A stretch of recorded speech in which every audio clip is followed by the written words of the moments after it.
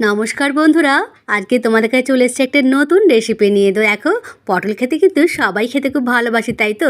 পটল ভাজা খেয়েছি, পটল পোড়া, পটলের তরকারিও খেয়েছি, দোলমাও খেয়েছি, তাই তো? তবে এই পটলের অসাধারণ রেসিপি কিন্তু তোমরা অবশ্যই ট্রাই করবে। আর ভিডিওটি ভালো লাগলে অবশ্যই লাইক কমেন্ট শেয়ার করে দিও।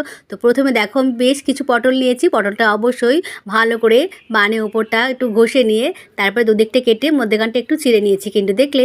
এরপরে কড়াইয়ে দেখো বেশ কিছুটা তেল দিয়ে আমি পটলগুলোকে ভালো করে ভেজে নেব। কিন্তু একটু সময় লাগবে, যেহেতু গোটা পটলের রান্না কিন্তু খেতে অসাধারণ লাগে। আর বন্ধুরা, তোমরা অবশ্যই কিন্তু ট্রাই করে দেখো, দারুণ লাগবে। তো আমি বেশ ঢাকাটা দিয়ে রেখে দেবো। এরপরে দেখো, আমি নিয়েছি 2 চামচ চারমগজ বাটা, আর অবশ্যই 4 থেকে 5 চামচ পোস্ত।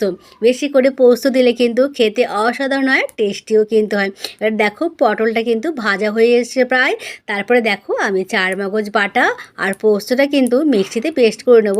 অবশ্যই 2 থেকে 4 পিস কাঁচা লঙ্কা কিন্তু আমি দিয়ে দেবো, তাহলে টেস্টটা অসাধারণ আসে। তারপরে দেখো, পটল ভাজাটা হয়ে গেছে, আমি কিন্তু এবার তুলে নেব।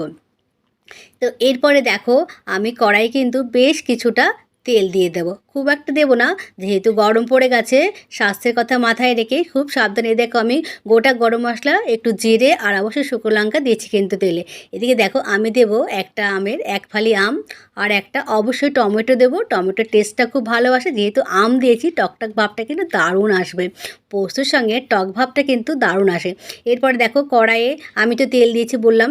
তারপরে দেখো, এইগুলো সব দিয়ে দেবো, আম, ক্যাপসিকাম, অবশ্যই টমেটোটা দিয়ে খুব ভালো করে কিন্তু নেড়ে নেব। এদিকে দেখো, আমি হাফ বাটি মতো দই রেখে, দইটা অবশ্যই খুব ভালো করে ফেটিয়ে নেব। আর এদিকে চারমগজ বাটা আর তোমার ওই পোস্ত বাটাটা হয়ে গেছে। যেহেতু ভাজাটা হয়ে গেছে, আমি কিন্তু বাটারটা দিয়ে দেবো, চারমগজ আর তোমার পোস্তর বাটারটা দিয়ে দেবো। দেখেছো, হালকা জলও দিয়ে দেবো, আর পরিমাণ মতো কিন্তু নুন দিয়ে দেবো। তো এই রেসিপিটা কিন্তু তোমরা অবশ্যই ট্রাই করো, খেতে অসাধারণ লাগবে কিন্তু। ভাতের সাথে বলো বা রুটির সাথে খেতে অপূর্ব লাগে। আর গরমে কিন্তু পটল খাওয়া ভালো, জানো, পেট ঠান্ডা রাখে, খেতেও কিন্তু চমৎকার লাগে। এবার ভাজা পটলটা কিন্তু আমি দিয়ে দেবো, বেশ কিছুটা কিন্তু নাড়াচাড়া করে নেবো, তাই তো? দেখো, পটল কিন্তু আমার হয়ে গেছে। এরপরে সবার লাস্টে কিন্তু আমি দেবো টক দইটা দিয়ে কিন্তু জাস্ট একবার ফুটিয়ে নেবো, বেশিক্ষণ ফোটাবো না কিন্তু। তো পটলের দারুণ একটা রেসিপি হচ্ছে, কেমন হয়েছে অবশ্যই বলবে। আর ভিডিওটা দেখার জন্য তোমাদেরকে অনেক অনেক ধন্যবাদ। পাশে থেকো বন্ধুরা।